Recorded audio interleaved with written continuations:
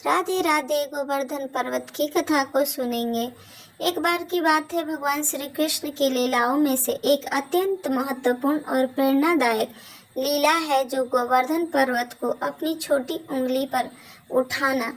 यह घटना दर्शाती है कि उन्होंने अहंकार का क्या परिणाम होता है उसको दिखाया है और सच्चे मन से की गई भक्ति की शक्ति कितनी महान होती है।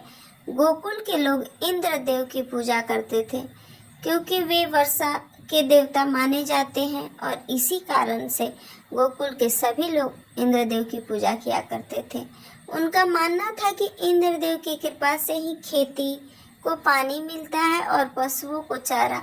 हर साल ब्रजवासी बड़ी ही धूमधाम से इंद्र यज्ञ का आयोजन किया करते हैं और उन्हें प्रसन्न करने के लिए तरह तरह के भोग लगाते थे।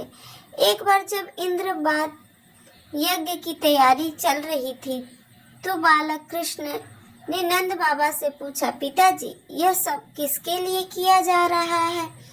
तो नंद बाबा ने उन्हें बताया, बेटा यह इंद्रदेव के लिए किया जा रहा है। ये वर्षा के देवता हैं और उनकी कृपा से पानी और अन्न मिलता है।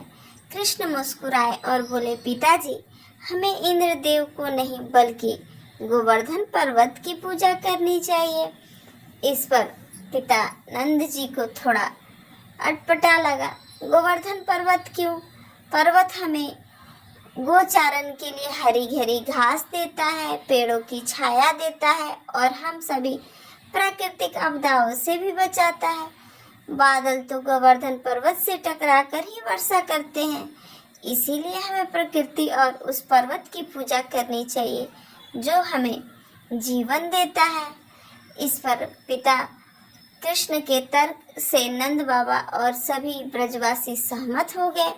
उन्होंने इंद्र यज्ञ के बजाय गोवर्धन पूजा का आयोजन किए। सभी ने मिलकर गोवर्धन पर्वत की परिक्रमा की, उसे तरह तरह के भोग लगाए और उसकी जय जयकार किए। उससे पर्वत जो है अत्यंत खुशी महसूस किया। जब इंद्रदेव को यह पता चला कि ब्रजवासियों ने पूजा छोड़कर गोवर्धन पर्वत की पूजा की है तो वे अत्यंत क्रोधित हो उठे और उनका अहंकार जागृत हो गया। उन्होंने सोचा कि ब्रजवासियों ने उनका अपमान किया है। अपने क्रोध में इंद्रदेव ने प्रलयकाली वर्षा करना आदेश कर दिए। काले काले बादल घिर आए और मूसलाधार बारिश होने लगी। इस तरह वहां बिजली कड़कने लगी और इतनी तेज हवाएं चलने लगी कि ब्रजवासियों को अपनी जान का डर सताने लगा। पूरा गोकुल जलमग्न होने लगा। जल पूरे गोकुल में भर गया था। सभी ब्रजवासी भयभीत होकर कृष्ण के पास जाते हैं और आए और उनसे मदद की गुहार लगाने लगे। कृष्ण हमें बचाओ, इंद्रदेव ने अपने क्रोध से सब कुछ नष्ट कर दिया है और सारे जगह पर पानी भर दिए हैं। कृष्ण ने शांत भाव से सभी को देखा और मुस्कुराए। उन्होंने कहा, घबराओ मत, मैंने तुम्हें पहले ही बताया था कि गोवर्धन पर्वत हमारी रक्षा करेगा। यह कहकर कृष्ण अपनी छोटी उंगली पर पूरे पर्वत को उठा लिया।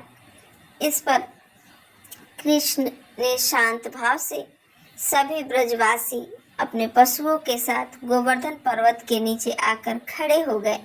पर्वत के नीचे उन्हें बारिश और तूफान से पूरी तरह सुरक्षा मिली। कृष्ण ने 7 दिनों तक गोवर्धन पर्वत को अपनी उंगली पर उठाए रखा और इंद्रदेव 7 दिनों तक मूसलाधार वर्षा दिए।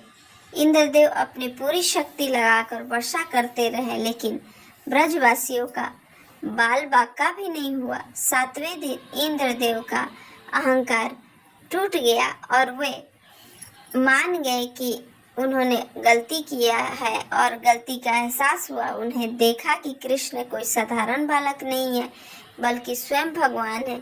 इंद्रदेव ने अपनी हार स्वीकार की और कृष्ण से क्षमा मांगी। इसके बाद वर्षा रुक गई और आसमान साफ हो गया। फिर कुछ ही क्षणों बाद श्री कृष्ण ने गोवर्धन पर्वत को वापस उसी जगह पर रख दिया। ब्रजवासी कृष्ण की जय जयकार करने लगे और उनकी भक्ति में लीन हो गए। इस लीला ने यह संदेश दिया कि अहंकार हमेशा पराजित होता है और सच्ची भक्ति तथा प्रकृति का सम्मान ही हमें सभी संकटों से बचाता है। इस तरह पर्वत की लीला समाप्त हुई। तो ये कहानी कैसी लगी? अच्छी लगी तो लाइक शेयर जय श्री कृष्ण कमेंट में लिखिए।